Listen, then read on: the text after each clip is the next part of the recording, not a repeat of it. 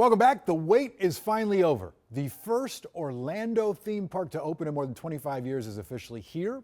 It is called Universal Epic Universe, and it opened its gates to the public this morning. The $7 billion park covers more than 750 acres, with 5 immersive themed lands. A select few have had the chance to explore the park ahead of the opening. One of them, former Vikings quarterback Kirk Cousins. We love the Isle of Berk and the How to Train Your Dragon worlds. It's just a fully immersive experience. Did they go and meet Toothless? They did. We got to put our hand on his nose. It's just so well done. It's immersive, but it's so realistic. Just really impressed with how they pulled it all off. Universal says it's expecting more than 50,000 people to visit the park every day, especially today. We want to share a story now about Julie Nelson and Belinda Jensen hanging out with a rock star. Not the kind that plays music and breaks guitars. This guy just really loves rocks, agates to be exact, and on social media he's known as the Agate Dad, and his videos get hundreds of thousands of views. They went up to the North Shore to meet him and learn more about a Minnesota treasure that everyone can hunt.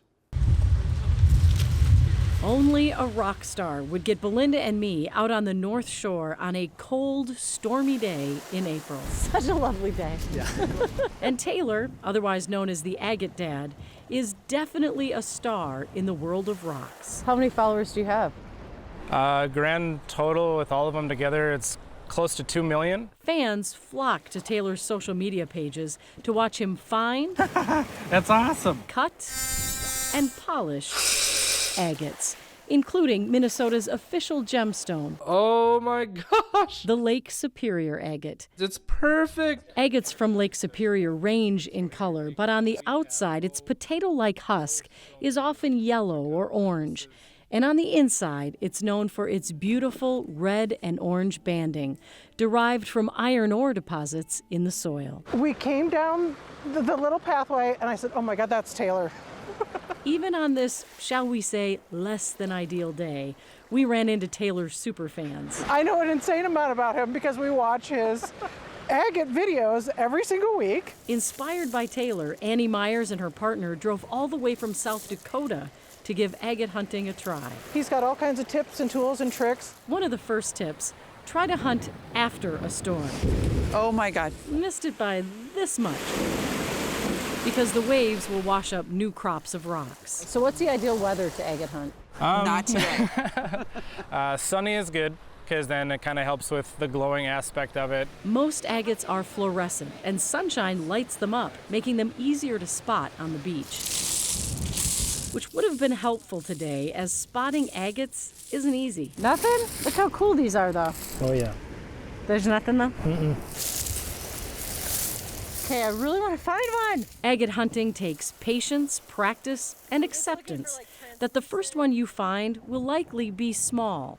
But hey, so was Taylor's. I looked down and it was just the size of a blueberry, but it had bands over it, and I'm like, this is it, and boom, I was hooked. And that's what started everything. And now he has a garage full of agates. Many he found, others he bought. This bin right here is full of calandria agates from Mexico. The videos where Taylor cuts these agates open get the most views online, and Belle and I couldn't resist giving it a try. And it's got a really nice banded window right here. And you could cut it right in through there. I think you have a pretty good shot at getting some nice bands. All right, let's do it. Belle picked an agate from Botswana.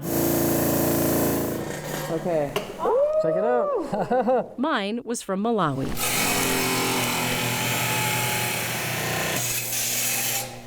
Ready? Oh, geode. Wow. That's the geode agate you were asking for. Did you see that, Belle? That's so cool.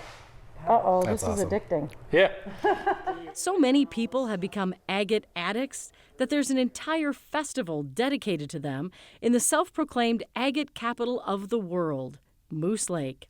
And while Moose Lake is obviously not on Lake Superior agates can be found here, dropped during the Ice Age by glaciers that deposited them throughout much of the upper Midwest. These are all Lake Superior agates. 20 years ago, Boyd Hoopert paid a visit to Moose Lake's Agate Days I started picking agates when I was 5 years old. and met organizer Roger Biebel as he shopped This is $2,100. and then helped mix agates and quarters in with a dump truck full of gravel.